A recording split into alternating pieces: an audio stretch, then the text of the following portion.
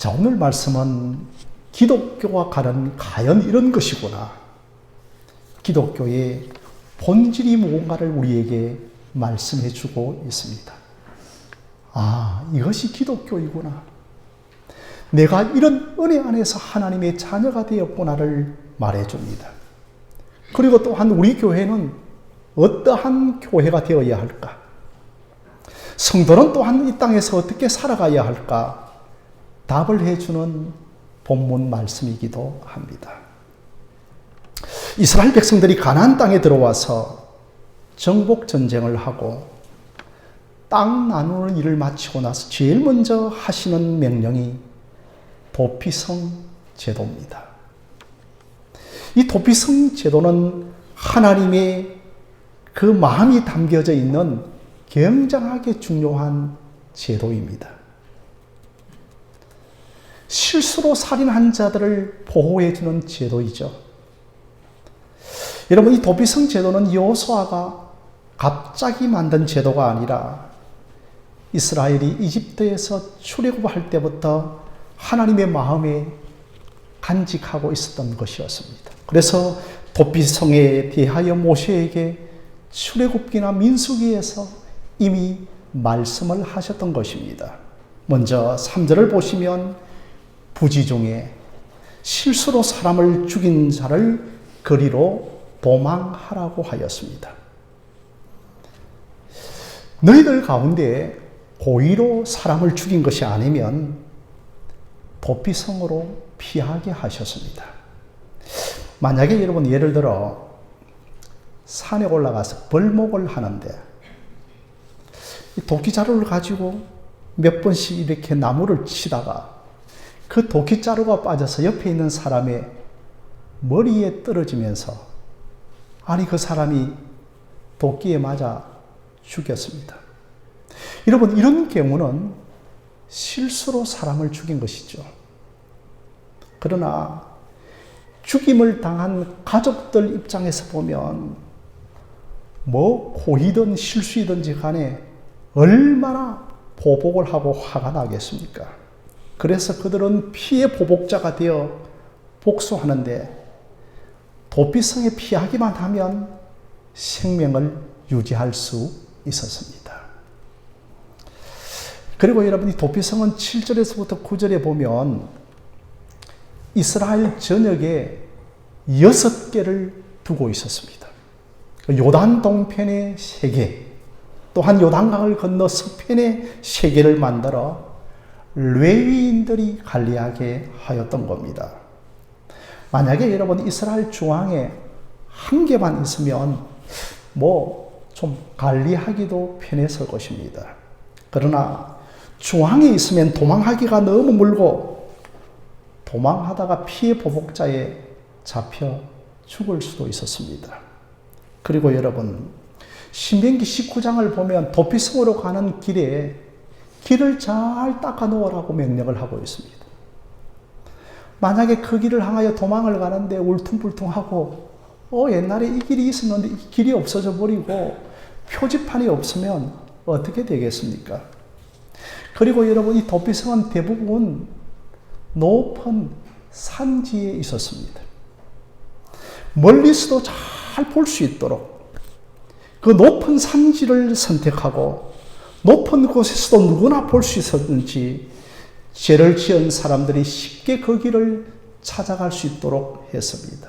이것은 여러분, 한 영혼이라도 하나님께서 구하고자 하는 하나님의 깊은 배려의 마음이 담긴 것입니다. 자, 여러분, 언제까지 도피성에 머무른가 하면 이제 재판을 받을 때까지입니다. 먼저 도피성 입구에 장로들이 기다리고 있으면서 1차 재판을 합니다. 장로들이 이제 귀에다가 전후 사정을 다 들어보고, 이 사람이 실수로 죽인 것이 판단이 되어지면 도피성으로 들어가게 하고, 그리고 또한 고의로 죽였다면 피해 보복자에게 넘겨주었습니다. 그리고 이 도피성 안에서 이제 어느 정도 시간이 지나면 이제 2차 공식 재판이 열리는데, 정말로 이 사람이 실수로 적였다면 도피성 안에 살게 만들어 주었습니다. 언제까지 사는가 하면 6절에 그 당시에 대제사장이 죽기까지 살게 하였습니다. 그래서 빨리 좀 나오고 싶으면 대제사장이 좀 빨리 죽었으면 좋겠고 대제사장이 병들어 죽었으면 좋겠죠. 이 두 가지 조건 외에 밖으로 나가면 모든 것이 자기 책임입니다. 만약에 길에서 돌아다니다가 보복자를 만나 죽임을 당하여도 그 보복자에게 책임이 없는 것이었습니다. 그런데 성도 여러분, 왜 이 도피성 제도를 땅 분배를 한 다음에 바로 그것이 실행하게 만들었을까요? 이 도피성 제도를 잘 아시면 기독교의 본질을 아는 겁니다. 사실은 목숨을 살려달라고 도피성을 하여 달려가는 자가 우리 자신들입니다. 도피성은 저 피난처 되시는 우리 주 예수 그리스도를 나타내어 줍니다. 도피성 바깥에는 죽음이 있습니다. 그리스도 안에만 구원이 있습니다. 그리스도 밖에는 죽음이 있습니다. 그 성 안에 들어가기만 하면 삽니다. 그래서 전심전력으로 질주해야 하는 겁니다. 뒤에서 살인자를 죽이려고 피해 보복자가 맹렬하게 달려옵니다. 그런데 길이 잘 닦여져 있습니다. 마침내 그 도피성의 경계를 탁 넘자마자 이 사람이 참았던 숨을 내쉬면서 야, 이제 내가 살았다. 위로와 평안을 얻는 겁니다. 그래서 히브리서 6장 19절에 우리가 이 소망을 가지고 있는 것은, 우리 안에 이 도피성이 있는 것은 영혼의 닷 같아서 우리 영혼에 위안을 준다라고 말하고 있습니다. 여러분, 영혼의 닷이 뭡니까? 이 닷이라고 하는 것은 안전하고 보호받는 것 아닙니까? 그런데 성경은 또 하나 도피성을 휘장 안으로라고 말하고 있습니다. 휘장 안이 도피성이라고 말하고 있습니다. 여러분, 성막 안에서 가장 깊은 곳이 지성소라고 합니다. 이 지성소는 지극히 거룩한 성소라는 뜻이죠.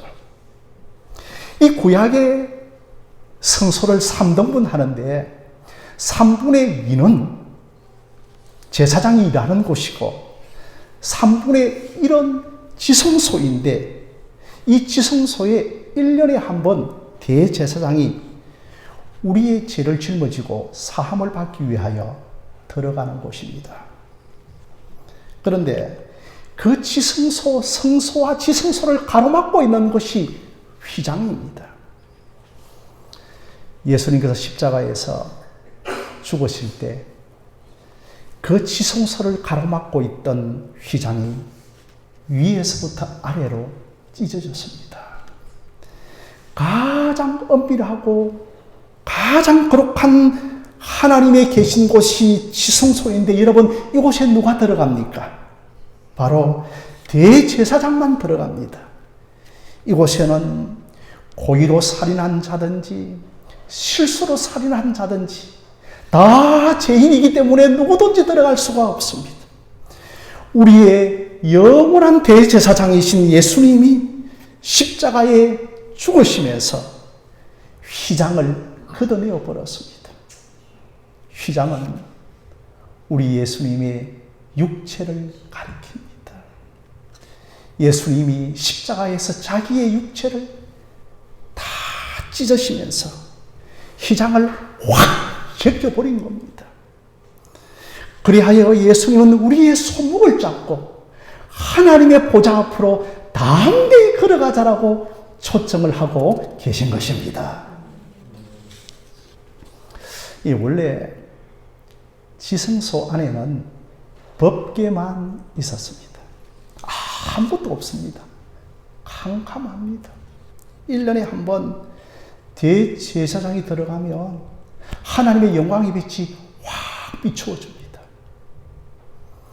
그리고 여러분, 이 법궤의 뚜껑을 열면 뭐가 있죠? 세 가지가 있죠. 그죠? 만나를 담은 돌 항아리, 그 십계명의 두 돌판, 그리고 아론의 쌍난 지팡이가 들어있습니다.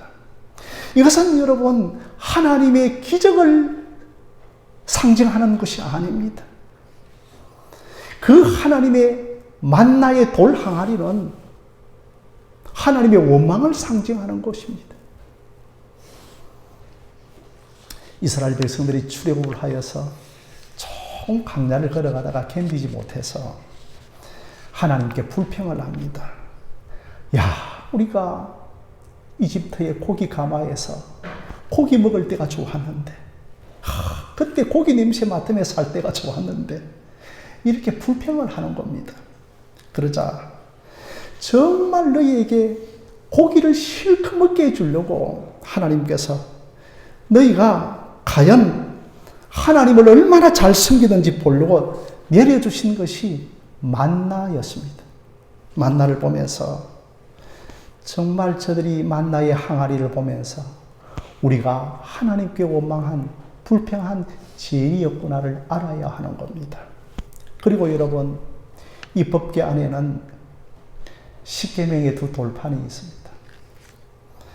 모세가 드디어 시내산에 십계명을 받으러 올라갔는데 내려올 때, 야, 우리의 백성의 지도자가 어디 있는가 하면서 그들이 우상을 만든 것이 바로 금송아지였습니다. 이것을 딱 본 모세는 이 두 돌판을 확 깨트려 버립니다. 그러니 여러분, 돌판이 깨어집니다. 금송아지 우상을 한 사람들이 그 자리에서 다 죽임을 당하죠. 그리고 모세가 시내산에 다시 올라갑니다. 다시 하나님께서는 그 십계명의 두 돌판을 모세에게 주십니다.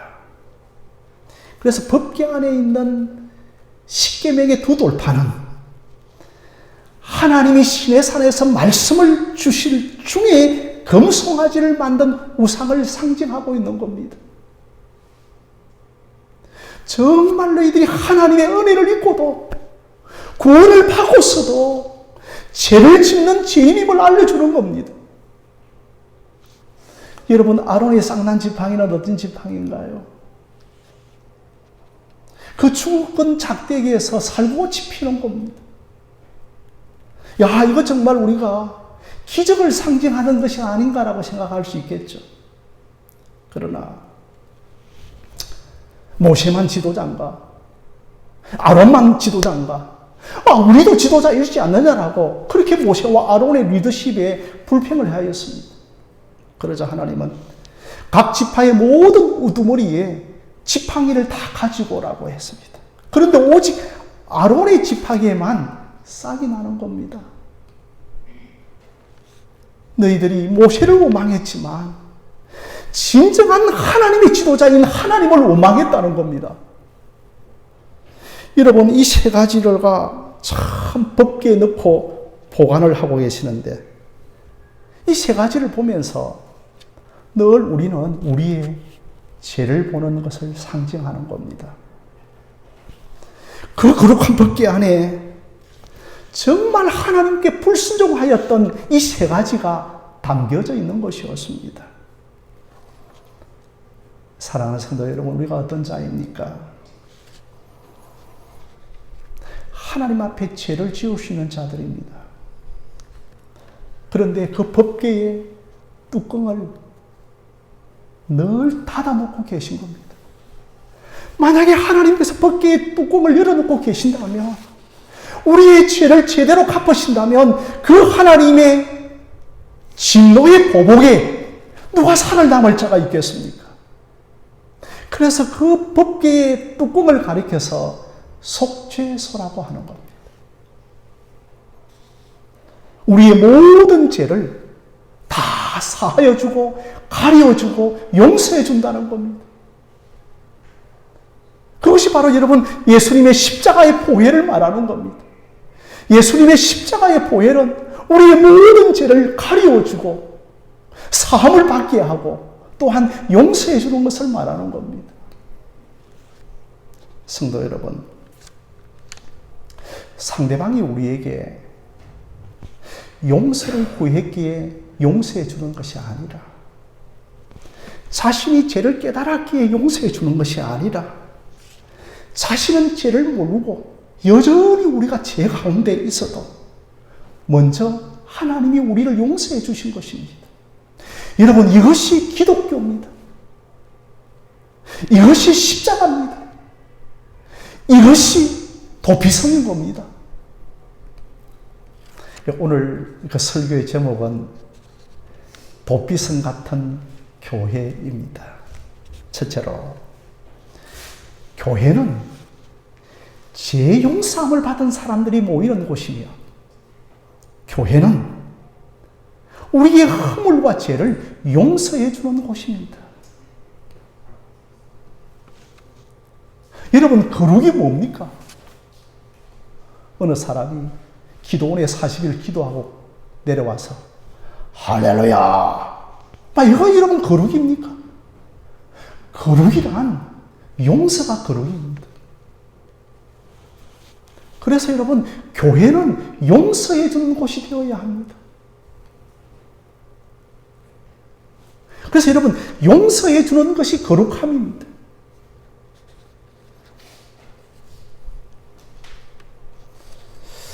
우리가 다 기독교인으로 부름을 받아 죄자의 삶을 살아가고 있습니다. 어떤 사람은 사업가로, 어떤 사람은 학생으로, 어떤 사람은 은퇴자로, 어떤 사람은 가정의 주부로 이렇게 살아가지만 한 가지의 공통점은 용서입니다. 먼저 내 자신이 죄 용서함을 받은 겁니다. 나는 수많은 죄악 가운데 있었던 겁니다. 그런데 불현듯 피난처요 도피성 대신 예수 그리스도에게 내가 어느 날 안내를 받은 겁니다. 이 도피성은 부지 중에 살인한 자, 실수로 살인한 자들만 피하는 겁니다. 그런데 여러분, 성경에서 뭐라고 말씀하고 있습니까? 마태복음 5장 22절에 보면 형제에게 노하는 자도 살인한 자요, 형제에게 라가라, 그 라가의 뜻은 형제에게 미련한 자라고 마음을 품는 자도 지옥불에 들어간다고 하였습니다. 그러니 우리가 다 살인한 자였습니다. 그것도 여러분 실수로 살인한 것이 아니고 고의로 살인한 자들이었습니다. 그러므로 여러분, 마음으로 살인한 것도 고의적으로 살인하기 때문에 우리는 도피성으로 피할 수 없는 자들이었습니다. 그러니 우리는 도피성 안으로 피할 수 있는 자격이 없는 자들이었습니다. 제가 제 자신이 참 늦게 복음을 만나고 참 부끄럽습니다. 목사가. 복음을 만나서 제일 먼저 깨달은 것이 하나 있습니다. 그것이 뭐냐 하면, 내가 예수님을 십자가에 살인한 자였다는 것이었습니다. 저는 여러분, 신학을 공부하면서도 이거 다 한 번도 깨닫지 못했거든요. 그것은 실로 저에게 굉장하게 큰 충격이었습니다.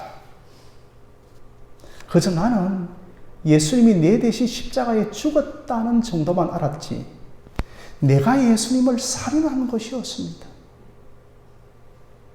빌라도의 법정에서 저 강도 대신에 예수를 십자가에 못 박으소서라고 외친 자가 바로 나였다는 겁니다.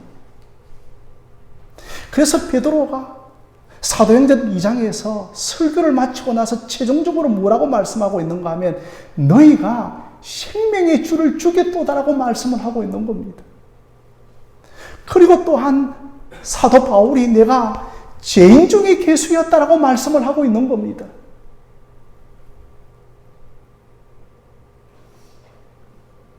여러분, 우리 모두가 예수님을 십자가에 살인한 겁니다. 그러니 우리는 두 가지의 살인을 범한 겁니다. 고의로 마음으로 행제를 살인한 것이고, 우리 예수님을 십자가에서 살인한 자들이었습니다.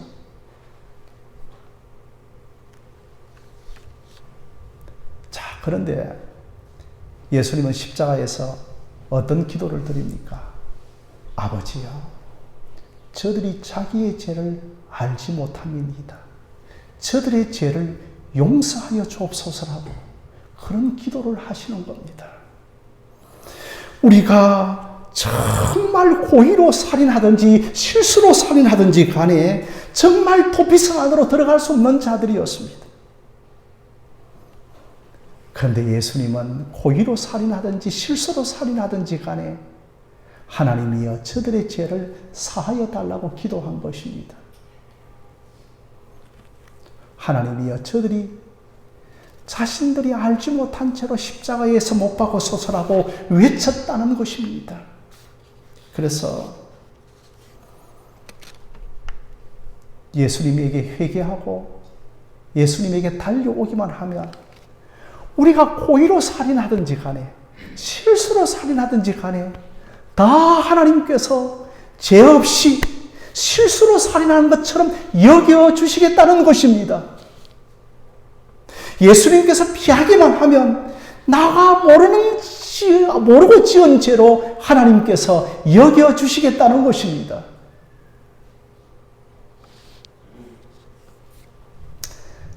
당시에 도피성 입구에 장로들이 먼저 기다리고 있었습니다. 사람인지라 많은 오판을 하였을 것입니다. 그런데 하나님은 오판하지 않습니다. 우리가 예수님 앞에 철저하게 회개하고 용서를 구하면 우리를 실수로 살인한 자로 여겨주시고 예수님이 우리의 도피성이 되어 주십니다.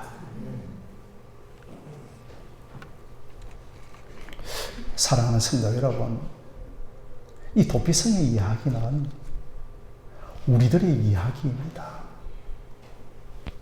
예수님이 우리의 도피성 되십니다. 참 웬 은혜입니까? 불현듯 우리의 인생에 예수님 찾아오셔서 피의 보복자를 피해서 우리가 예수님에게로 피한 것입니다. 이 모두가 여러분 은혜 아닙니까? 성도에게 있어서 피난처가 있고 도피성이 있다고 하는 것이 가장 큰 감사입니다. 가장 큰 소망입니다. 저는 오늘 이 본문을 묵상하면서 우리 그리스도인은 어떻게 살아가야 할까를 생각해 보았습니다. 교회가 용서해 주는 곳이 되어져야 하고, 교회는 회개하는 기회를 마련해 주시는 곳이 되어져야 하는 겁니다. 여러 사람들이 교회에 옵니다. 정말 대단하고 인격이 좋은 사람만 오는 것이 아닙니다, 교회는. 처음에는 우리가 그 사람을 환대하지만 조금 만나보면 약점이 보이고 정말 하는 행동과 말이 거칠기도 합니다. 그러나 우리가 그들의 약점과 허물을 품어주고 사랑으로 권면하고 계속해서 우리가 기도할 때 정말 우리들이 진짜 복음을 실천하는 사람들이 되는 것입니다. 교회가 그런 사람들의 도피성이 되어주는 것입니다. 그래서 여러분, 십자가는 다른 말로 하면 도피성입니다. 여러분은 십자가 도피성 안에서 구원받고 용서받은 자들입니다. 여러분, 이것이 성도이고 이것이 교회인 것입니다. 오늘 여러분, 내가 이 도피성이신 예수 그리스도 안에 있다고 하는 것을 상상해 보십시오. 내가 잘못해서 사람을 죽였는데 겨우겨우 힘들게 찾아갔는데 다 그 경계를 넘는 순간에 피해 보복자가 칼을 들었다가 돌아서 버립니다. 하나님의 명령이기 때문에 우리를 죽이지 못하는 겁니다. 그러면 우리는 말할 수 없는 기쁨과 위안을 얻게 되는 겁니다.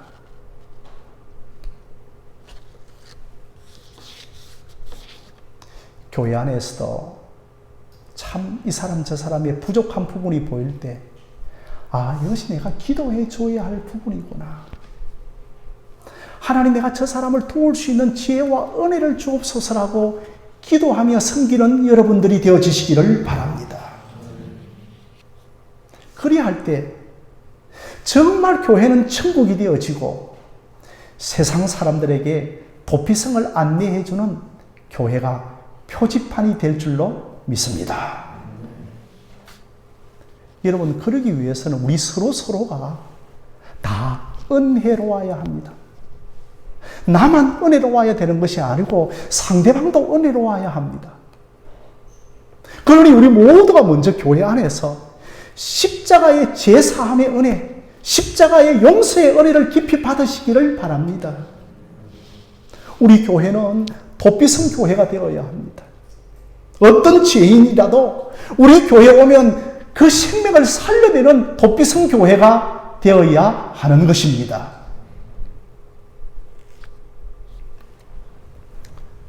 자, 살인자가 그러면 여러분 언제까지 그 도피성 안에 머무는가 하면 6절에 당시에 대제사장이 죽을 때까지 도피성 안에 머물고 있다가 이제 죽고 나면 방면을 하고 자유와 해방의 날이 되어지는 겁니다.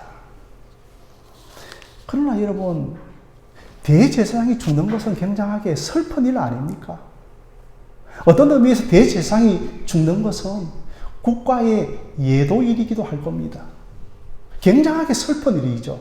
그래서 여러분, 아론이 죽었을 때에 이스라엘 백성들이 3일 동안 예곡을 하였습니다. 그런데 영원한 대제사장으로 오신 예수 그리스도가 십자가의 죽으심으로 매번 대제사장이 죽을 때에 용서함을 받는 것이 아니라 그분이 한 번의 죽으심으로 말미암아 모든 인생들이 영원토록 제사함을 받은 것입니다.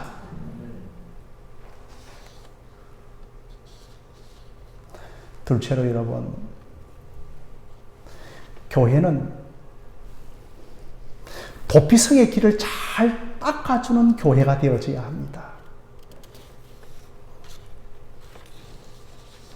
처음에 한 10년 전에 우리 교회로 오는 길이 얼마나 울퉁불퉁하고 좁고 힘들었는지 모릅니다. 정말 소방도로도 없었고 겨울이 되어지면 물이 질퍽질퍽하고 또한 얼음이 얼어져 있었고 또 들어오는 입구에 무당절이 있었습니다. 정말 길이 닦여져 있는 것이 아닌 그 육적인 모습은 그러하였습니다. 지금은 얼마나 그 교회의 길이 잘 닦여져 있는지요. 정말 이제는 우리 교회가 이 도피성되는 교회로 잘 달려져 올 수 있도록 그런 바른 길을 닦고 올곧은 길을 닦는 교회가 되어지기를 바랍니다. 오늘날 한국 교회에 오는 길에 장애물이 놓여있는 교회들이 참 많습니다. 안타까운 것은 이 세상의 사람들이 도피성이 있다는 것도 모르고 십자가가 그들에게 밝히 있다는 것도 모르고 또한 교회가 복음을 제대로 알려주는 교회가 없습니다.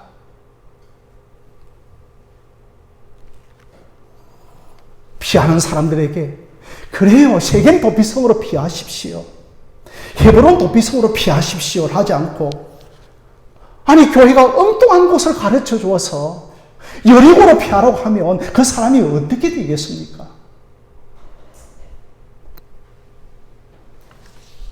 바르고 올곧은 복음을 가르치는 교회가 되어지기를 바랍니다. 그래서 여러분, 복음을 찾지 않는 사람도 문제지만 다른 복음을 전하는 것도 문제입니다. 여러분, 교회 오면 무조건 잘되고 복받고 무조건 길이 열리고 형통하게 되어질 것입니다. 이런 복음만 전하는 것이 아니라 그 로마서 3장 23절 말씀에 모든 사람이 죄를 범하였으며 하나님의 영광에 이르지 못한다고 하는 이 복음도 전하는 것이 여러분 올바른 교회입니다. 오직 예수 그리스도만 도피성되는 교회가 되어야 합니다. 이것이 여러분 교회가 길을 잘 닦는 것입니다. 당시에 여러분 이스라엘에는 6개의 도피성이 있었지만 이제 우리에게는 오직 하나 예수 그리스도만이 우리의 도피성이 되어지는 것입니다.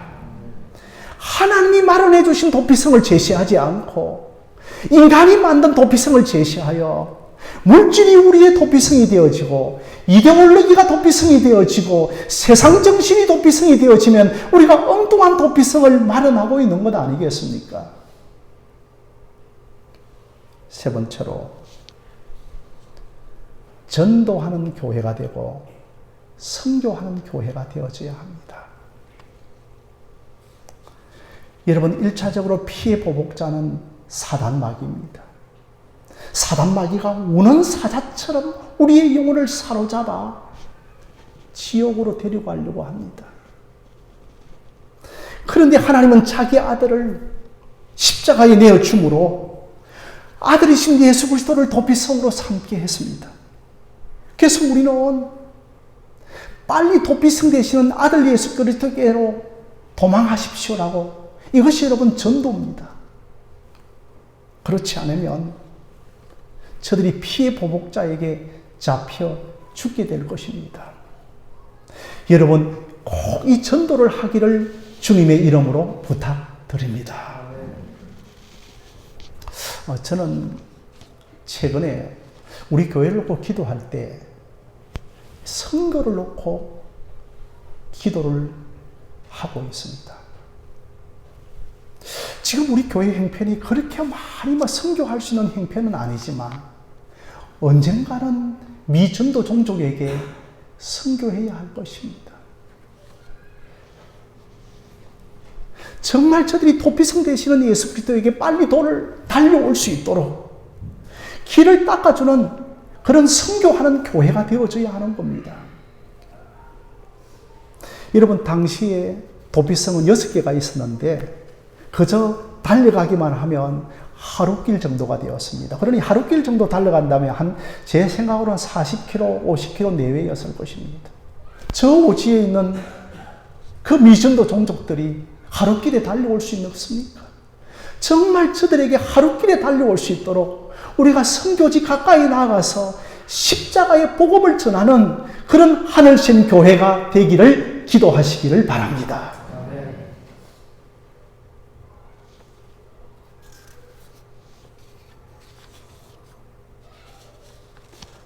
교회가 엉뚱한 곳에 도피성을 만들어 놓고 우리가 만든 도피성을 만들어 놓고 마치 피난처요 안식처라고 이야기했던 것을 한국 교회가 회개해야 합니다.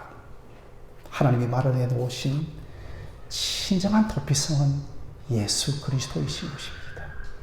먼저 저와 여러분들이 이 예수 그리스도 안에서 진정한 피난처와 안식을 누리고 그리고 또한 도피성 안으로 많은 영혼들을 데리고 올 수 있는 저와 여러분들이 되어지시기를 주님의 이름으로 간절히 축원드립니다.